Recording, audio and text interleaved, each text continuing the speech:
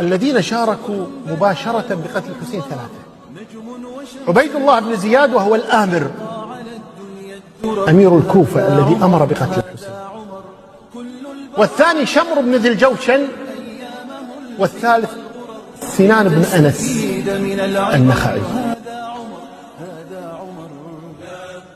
هؤلاء الثلاثة، سنان بن أنس وشمر بن الجوشن وعبيد الله بن زياد، واحد أمر والثاني قتل والثالث جز الرأس. هؤلاء الثلاثة كلهم كانوا في جيش علي في صفين، كلهم من شيعة علي، كلهم من أهل البلد.